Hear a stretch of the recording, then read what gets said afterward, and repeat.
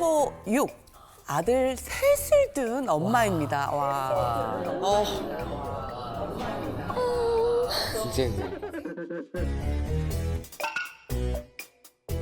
세 아들 모두 사춘기를 맞이했는데요. 그중 둘째인 중2 아들이 여친이 있습니다. 벌써 1년째 열애 중이다 보니 주위에서 자꾸만 안전한 성관계를 위해 PM 기구를 선물하라고 하더라고요.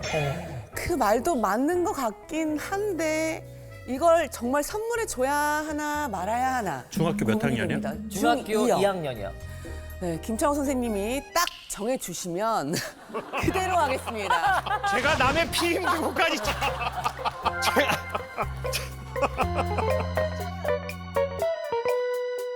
사연자분 어디 계시죠? 아, 네, 여기. 네네네. 안녕하세요. 안녕하세요. 옆에 계신 분이 혹시 아드님? 옆에 계신 분이 혹시 아드님?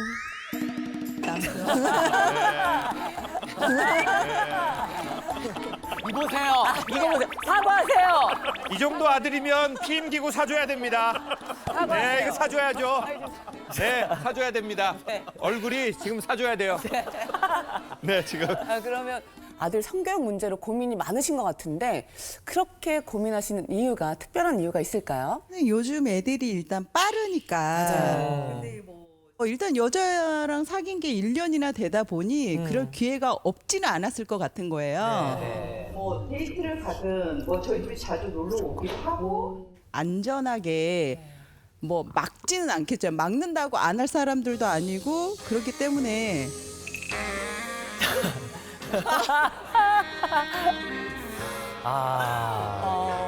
이거 유튜브인가요? 그러면 이제 주위의 조언대로 쿨하게 예. PM 기구를 사주시는 거는 왜? 그것도 당연히 생각해 봤는데 없을 때는 없어서 못 할 수도 있지만 사줘서 그게 기회가 될까 봐. 그렇지. 네. 네. 더 북돋는 것 같아서. 그러니까는 애는 사실 생각이 없었는데 갑자기 이거 되나? 예를 들면 이게 이제 아빠 입장에서 어떻게 좀 직접 성교육에 대해서 조금 이렇게 나서 본 적은 없으세요? 아, 그게 생각보다 어렵더라고요. 보통 아빠라고 하면은 너 이렇게 해야 돼 강요할 수도 있는 것 같고 이해 좀 어려워요. 네. 그래서 저도 좀 조언을 듣고 싶은데 네. 마땅히 들을 분도 없고. 그렇죠. 여기 아니고서 어디서 또 그런 얘기를 해. 그래서 네. 근데 제가 여쭙고 싶은 게 어머니 아버지가 더 먼저 좀 적극적으로 예방 차원에서 이렇게 생각하시게 된 건 이제 두 분이 좀 일찍 어떤 그런 건 아닌데 네, 그건 아닌데 원치 않은 임신으로 인해서 맞아요. 그들 아이들의 인생도 있고 네. 여자가 피임을 준비하는 것보다 해야 될 거면 남자가 하는 게 나을 것 같고 첫째 아들이 고1이잖아요. 네. 사실 나이 차가 얼마 안 나는데 네네. 고1 아드님한테는 어떻게 하셨어요? 아직 안 하셨어요? 어떻게? 네, 얘기는 안 했는데 저희 아이가 큰애는 연애를 단기로만 한 달로. 근데 기간이 뭐가 중요해 지금? 아니 근데 그 아이는 이제 뭔가를 하면 뭐 뽀뽀를 했다, 뭐 키스를 했다 이런 얘기를 얘기는 하거든요. 근데 어쨌든 그 한 달 사이에 뭔가가 일어나긴 하더라고요. 근데 그 얘기를 솔직히 해줬고 그렇다면 그게 이제 먼 일은 아니겠구나. 키스해서 그 다음 단계에 넘어가는 게. 자 기도하고 마칩시다. 자 이게 우리 지금 이게 지금 뭐 프로그램이 이거 그러면 약간 저도 궁금해서 그런데 거수 한번 해볼게요. 네. 1년째 열애 중인 중학교 2학년 아들에게 이 피임 기구 콘돔을 선물을 해줘야 한다 생각하시는 분들 손 들어주세요.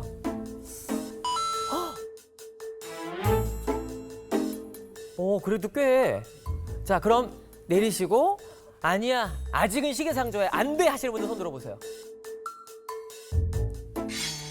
거의 반반인데요? 비슷하다. 네. 여기 비슷하네요. 네요. 왕 교수님은 지금 반대라고. 반대하셨네요?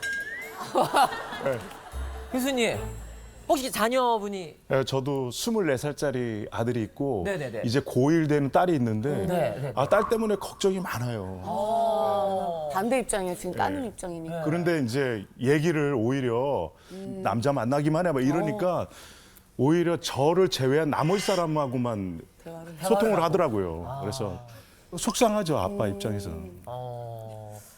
따님도 속상해요.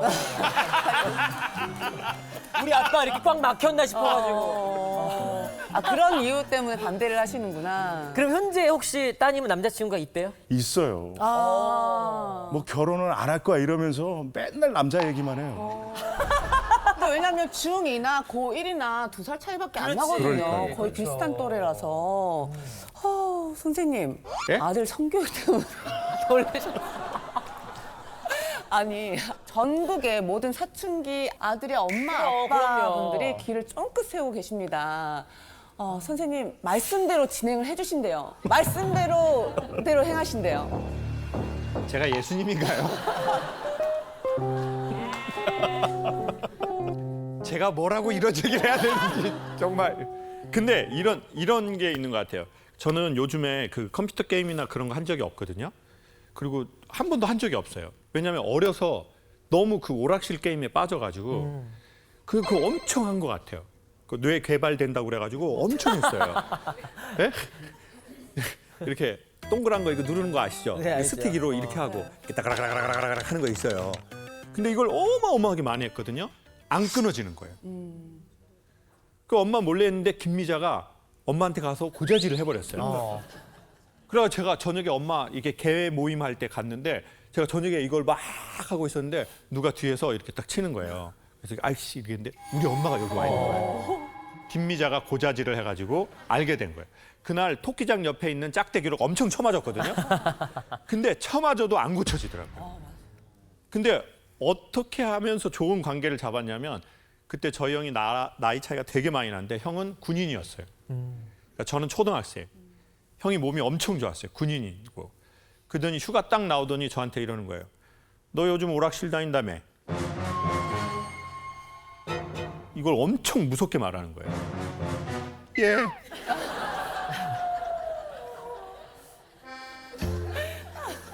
예. 김미자 씨. 그러더니 그때 그 공포감이 지금도 기억나요. 나 이거 맞아 죽겠는데 형한테. 형이 되게 이제 막 그 남성미 뿜뿜한 사람이 있잖아요. 과묵하다가 그냥 한 번에 딱 이렇게 이런 사람도 있었어요 옛날에. 근데 딱 그러는 거예요. 형이랑 오락실 갈래? 예. 그래가지고 지금도 기억이 나요. 그 위치도 기억나요. 형이랑 그 버스 정류장, 옛날엔 버스 정류장 바로 맞은편에 오락실이 좀 많이 있었거든요. 그 거기서 형이 저한테 이제 500원을 딱 바꿔주면서 너 하고 싶은 거 해. 그래가지고 이제 500원짜리 바꿔서 이제 주는데 오락을 하는데 재미가 없는 거예요. 재미가 없어. 희한하게 그날부로 제가 오락실에서 느끼던 아주 그 나쁜 의미의 재미가 딱 없어져 버리는 거예요. 왜? 형이 이것을 광장으로 끌어내 버린 거예요. 성을 광장으로 끌어내 버리잖아요. 그러면 이상한 그 꾸리꾸리한 거에 대한 성은 좀 더 사라지기 시작해요. 그러면 오히려 사람들이 좀 더 건강해지는 데 가깝다고 생각해요. 근데 이거 부모님이 하는 거 쉽지 않아요. 맞아, 그럴 것 같아. 아빠가 이제 집에 들어가가지고 나와라, 성에 대해서 얘기하자. 첫째, 얘기해봐, 성에 대해서. 새끼 아주 잘하는구나.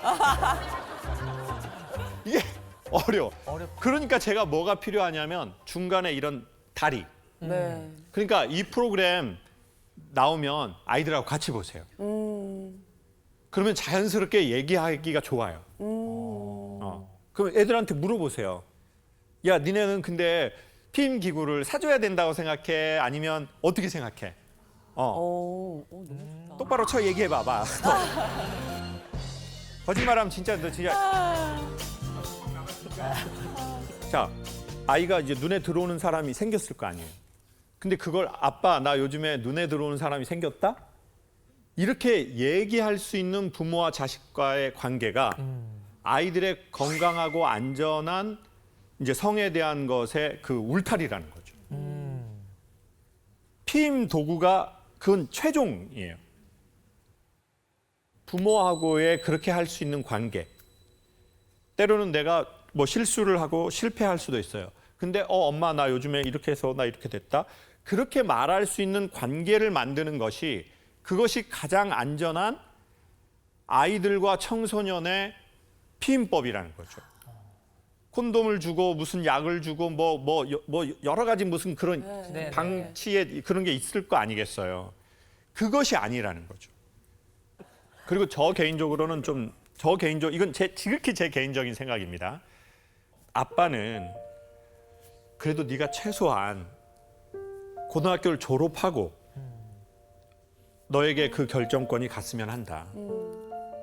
근데 네가 그 전에 그런 마음이 들 수 있어. 그건 아빠 이해해. 네가 이제 몸이 컸기 때문에. 그렇지만 이 관계라는 게 그거 하나로만 되는 게 아닌 게 있다.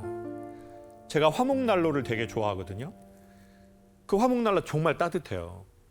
근데 화목난로는 이게 안전하게 지켜지려면 너무 뻔하지만 그 되게 좋은 프레임이 있어야 되거든요.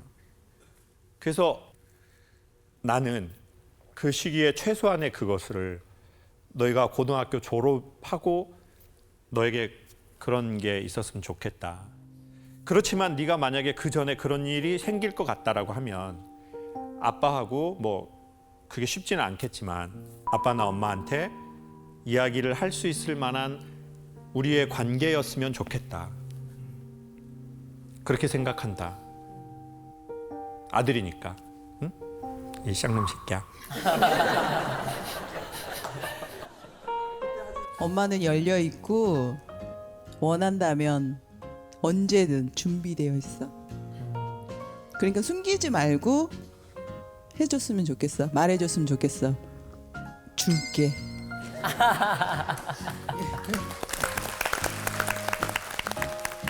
아니 아버님도 해야 되지 않아요? 네? 아버님도 아버님도 해야 되지 않아요? 그냥 믿는다.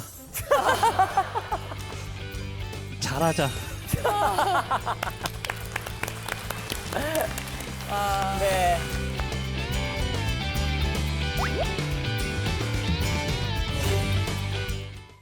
요즘 쌍둥이 아들들과 와이프의 치열한 싸움에 눈치를 보며 살고 있는 남편입니다.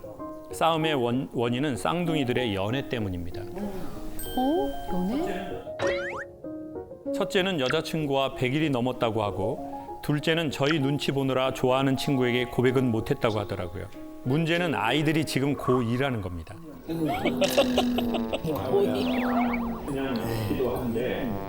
부모 입장에서는 학업에만 전념했으면 싶기도 한데 저희 세대와 자녀 세대가 자라온 환경이 다르기 때문에 아들들의 연애가 그렇게 걱정이 되고 조심스러울 수밖에 없습니다. 고2 아들들의 연애는 허락해도 괜찮을까요?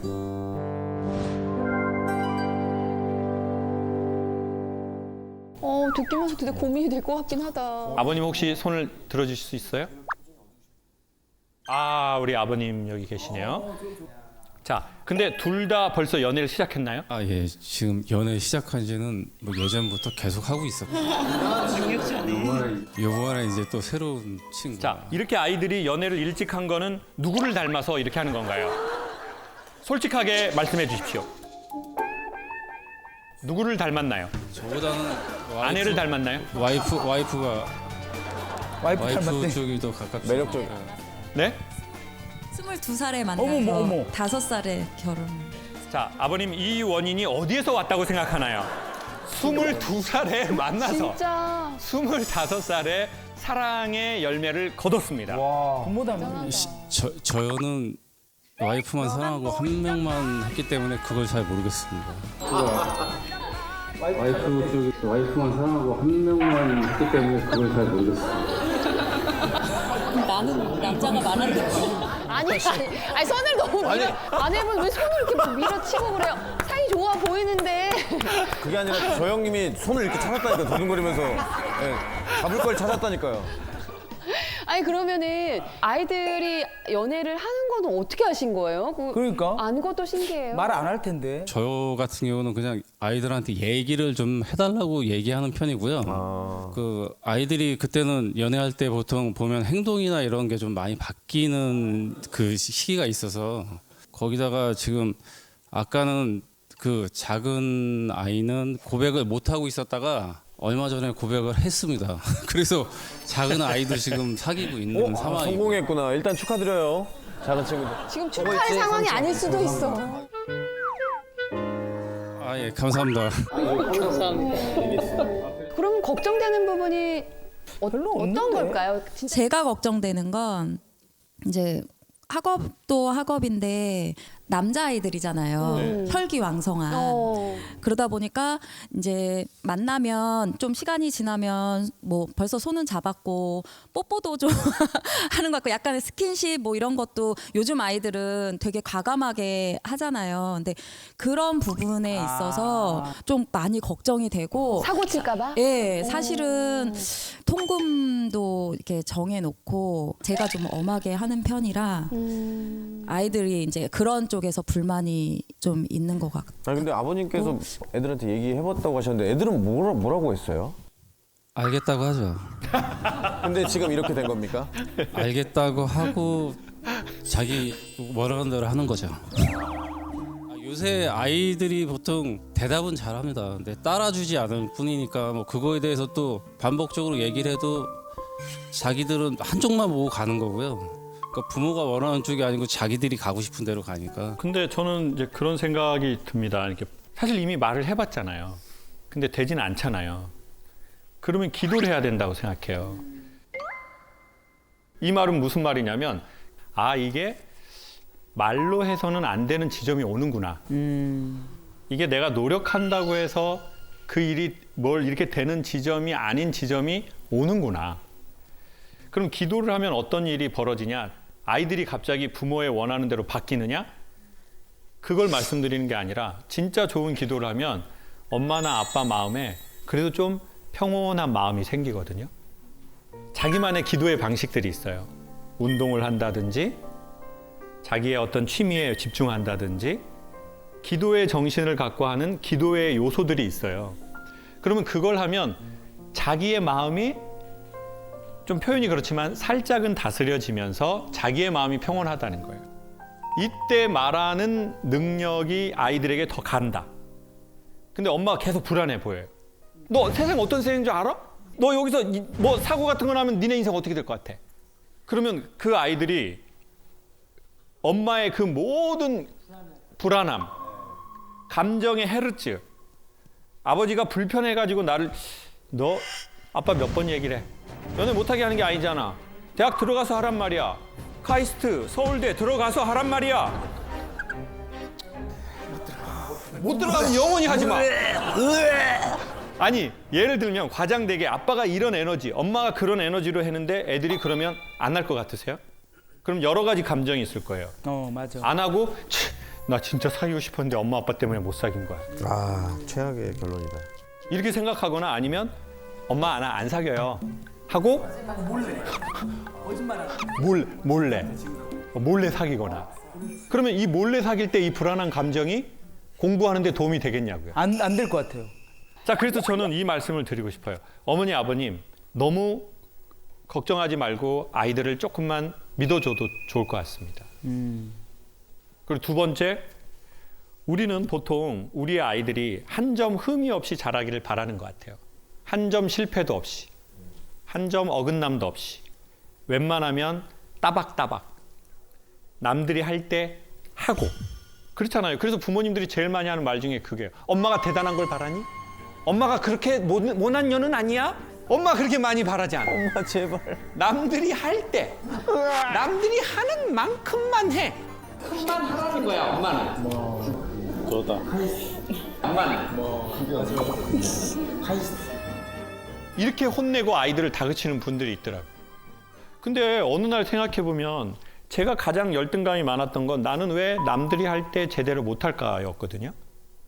제가 학교를 일찍 들어가서 학교에 적응을 못했어요. 그냥 맨날 울었어요. 그러니까 선생님이 애가 학교에 적응을 못하니까 내년에 보내래요. 근데 저희 엄마가 그렇게 하면 애들 안 된다고 그냥 보냈거든요. 키도 작고 학교에 적응도 못하고 대학 떨어졌죠. 전문대 재수해서 또 떨어졌어요. 엄마가 친구들한테 우리 막둥이는 똥멍청이라고 말씀하셨어요. 그리고 저는 그래서 이제 해병대를 갔는데 근데 너무 많이 때리는 거예요. 93년에. 그래서 집에 돌아가려고 그랬는데 이미 머리를 깎고 돈도 받아버렸어요. 군대 간다고. 그러면 나는 똥멍청이가 해병대 갔는데 해병대에서 적응도 또 못하고 또 왔다고 생각할까 봐 너무 힘들어서 가만히 있다가 이렇게 기절을 해버렸네요. 그러면서 제가 계속 생각했던 그게 나는 왜 남들이 하라는 거를 그만큼 못할까? 나는 왜 그런 거 못할까? 근데 어떻게 생각해보면 오늘의 이 강연들의 대부분은 제가 남들보다 좀 못한 거에서 나온 거가 되게 많거든요. 그래서 이미 부모님들이 살아보셔서 다 아시지만 방황하고 방황할 수 있거든요. 실수하고 실패할 수도 있어요. 근데 엄마 아빠가 뭔가 그러한 평온한 그 어떤 센터가 있으면 애들은요 무조건 돌아옵니다.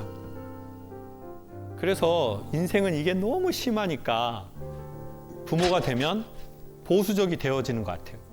근데 부모에게 필요한 건 전 믿음이라고 생각하는데 그 믿음은 네가 실수하지 않을 거야 라고 하는 믿음이 아닌 것 같아요. 그건 애들을 목 조이는 믿음이에요. 그럼 애들이 실수하면 속으로 어떻게 생각할 거예요? 우리 엄마 아빠는 날 믿고 있는데 내가 이런 행동을 했네. 그래서 약한 애들은 무너지거든요. 그럼 무슨 믿음이냐? 너 실수해도 괜찮아. 엄만 여기 있어. 실패해도 괜찮아. 엄만 여기 있어. 그러니 어머니 아버지 너무 걱정하지 마십시오. 어머니 아버지가 이미 좋은 성품에 맞아. 좋은 세상을 살아오신 것처럼 쌍둥이 아들도 반드시 그렇게 될 겁니다.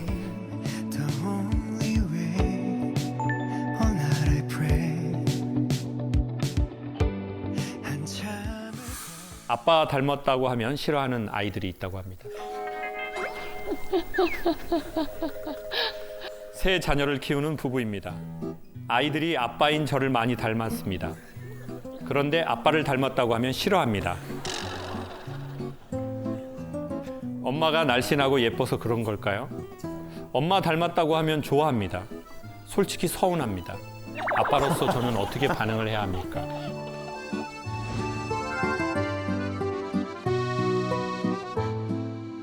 오늘 들었던 사연 중에 제일 재밌는 사연 같은데요. 가장 기대되는. 공개 안 하실 것 같은데. 그래도 공개를 한번 해주시면. 우리 아버님 어디 계세요? 오늘 누구랑 오셨어요? 아.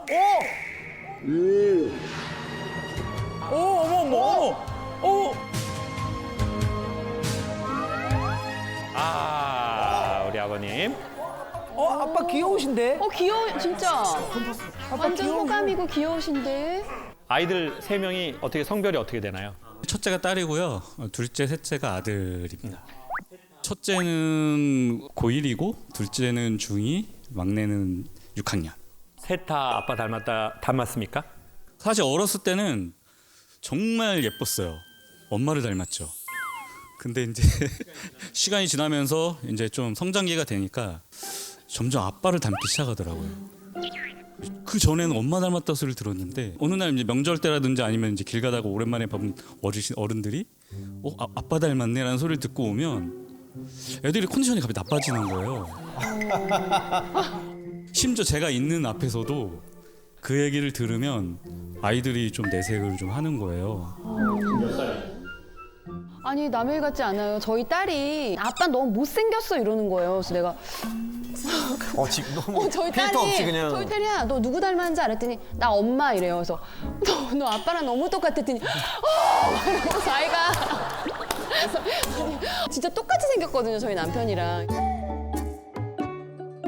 사실 저는 걱정이긴 해요. 이제 어차피 뭐 나중에 커서는 뭐 자기가 원하는 대로 이제 좀 뭐 변화가 될 수가 있겠지만 그 전까지는 그렇죠. 그걸 받아들여야 되잖아요. 그렇죠. 어느 근데 애가 정도는. 충격을 받을까봐 저도 이제 그런 걱정을 좀 하긴 하는데 그래서 남일 같지가 않은 거예요. 근데 저는 지금 어머님한테 한번 여쭤보고 싶은데 싱크로율이 어때요? 어느 정도예요? 누굽니까? 누구 쪽이에요? 엘리베이터에서 만나면 이제 뭐 친구나 누구 만나면 너 누구 아들이네 이렇게 알아보면 본인이 깜짝 놀라서 내가 아빠 아들인 걸 어떻게 알지? 이라고 어떻게 이제 알지? 얘기를 하는 똑같으니까 거죠. 알지. 이게 어떻게 알아? 아니 네. 근데 사람들이 이목구비를 보는 게 아니라 전체적인 이미지로 아이들을 평가하잖아요. 아빠가 지금 이렇게 몸무게가 고무줄이에요. 살이 많이 쪘다가 또 빠졌다가 이러는데 아이들이 살이 많이 쪘을 때 살이 많이 쪘을 때는 아빠 닮았다고 하고 아 그거야. 그러면 솔직하게 아빠는 아이들이 누굴 닮았으면 좋겠어요? 아 당연히 아내를 닮았으면 좋겠죠. 그럼 서운해 안 하시면 안 돼요? 아 근데 그게 되게 저도 사람이라서 부모니까 좀 너그럽게 허허하고 싶은데 속으로 어쨌든 맞아. 좀 서운한 감이 있는데 있지. 요즘 들어서 또 아이들이 또 사춘기다 보니까 대답이 그냥 딱 한결 같아요. 알아서 할게. 게임 그만해야지 알아서 할게. 밥 먹어야지 알아서 할게. 이제 학원 가야지 알아서 할게. 게임 그만해. 알아서 할게. 그런 감정이 좀 있다 보니까 그게 이제 지금 좀 겉으로 드러나는 것 같아요. 그래서 최근에는 화를 냈다고 해야 되나? 좀 이렇게 표현을 좀 했거든요. 근데 네. 좀 나중에 이게 맞나라는 좀 약간 자괴감도 들고. 보통 사춘기를 잘 겪은 아이들이 되게 건강하게 자리 잡은 사람이 많은 것 같아요. 반드시 그런 건 아니지만 사춘기를 겪지 않은 사람들이 갱년기를 되게 심하게 겪더라고요. 나이 70대인데 아빠 알아서 할게 내가. 내 칠순잔치 내가 알아서 한다고. 이렇게 하면 문제죠. 그치. 이렇게 하면 문제인데 보통 그렇게 안 하거든요. 아이들이 사춘기가 온 것은 말 잘 들었던 애가 갑자기 이러네. 이렇게 접근할 문제가 아니다. 아이에게 적절한 좋은 타이밍이 온 것이다. 그리고 이 시기는 영원하지 않습니다. 반드시 지나갑니다. 그래서 저는 이 시기를 잘 넘기려면 엄마 아빠가 어딘가로부터 힘을 받아야 되는 것 같아요. 그래야 아이들의 이 시간을 봐주는 것 같아요. 그래, 니들 그럴 만한 때가 있어. 내가 니들 사춘기인 거 인정해. 최소한의 아웃라인만 주고요. 근데 엄마 아빠한테 너무 예의 없긴 하지 마. 그러면 어떻게 될 것 같아? 집 나가. 이건 아닌 것 같습니다. 최소한의 예의는 지켜줬으면 좋겠어. 그리고 그 시간을 인정할게. 그 공간도 인정할게. 근데 그 공간을 인정해 주려면 엄마 아빠가 마음에 힘이 있어야 된다는 거죠. 그러면 그 힘은 어디에서 오냐? 사람은 집중하면 시간이 빨리 가고 시간이 빨리 가는 현상을 뇌는 재밌다고 느끼고 그러면 스트레스를 담당하는 부위를 리셋한대요. 그래서 시간 빨리 가는 사람을 만난다. 시간 빨리 가는 일을 한다. 시간 빨리 가는 장소에 가신다는 거죠. 근데 아버님은 이미 그걸 되게 갖고 있으신 것 같아요. 그게 뭐냐? 여기도 이렇게 썼다고요. 엄마가 날씬하고 예뻐서 그런지.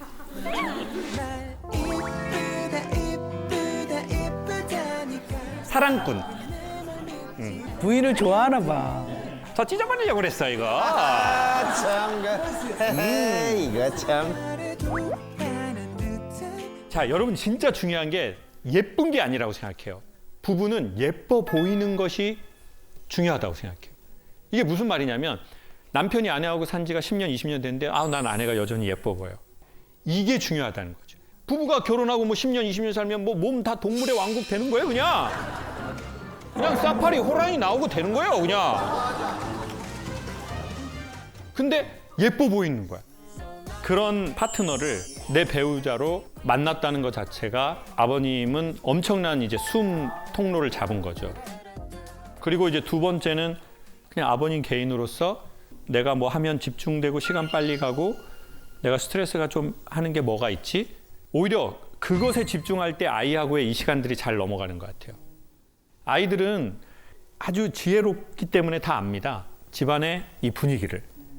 엄마 아빠가 어떤 분위기인지, 각방을 쓰시는지.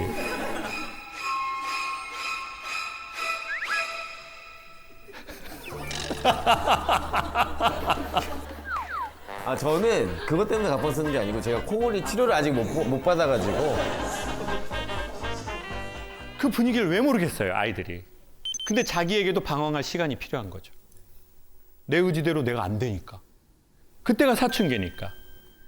그러니까 이때를 용납해주고 따뜻한 분위기를 조성하고 그래 너 흔들릴 시간과 기회를 줄게. 근데 엄마 아빠는 여기 늘 있어. 이 느낌을 줘야지 아이들한테 너 엄마가 살아보니까 네 애비 같은 놈은 안 된다고 몇 번을 얘기를 했어. 걔 MBTI 뭐니? 네 아빠랑 똑같으면 안 돼 MBTI. 그놈의 MBTI. 애들한테 너무 그러지 마시고 엄마나 아빠의 개인삶 그리고 두 분의 삶 이것을 회복하면 엄마 아빠의 내면 세계와 표정이 달라진다는 거죠. 이 영향을 아이들이 받는 건 100%라고 생각합니다. 강연을 할 때 맨 처음에 보면 탁월한 외모를 가진 분들이 눈에 당연히 보이죠. 근데 시간이 지나면서 정말 인상이 좋고 좋은 에너지를 가진 분하고 자꾸 눈을 마주치게 돼요. 근데 오늘 한 150분이 오셨는데 그중에 1번이 아버님이셨어요. 저런 인상을 갖기가 참 쉽지 않고 저 미소를 갖기가 정말 쉽지 않은데 또 어떻게 살아와서 저런 좋은 느낌을 가졌을까라고 생각했거든요. 조만간 시간이 지나고 아이들이 제가 느꼈던 이것들을 이미 아이들은 다 알고 느끼고 있겠지만 자기들도 나이가 들면서 아 진짜 내가 아빠를 닮았다는 게 얼마나 내가 좋은 선물을 받았는지라는 걸 아이들이 그리 멀지 않아서 알게 될 거라고 생각합니다.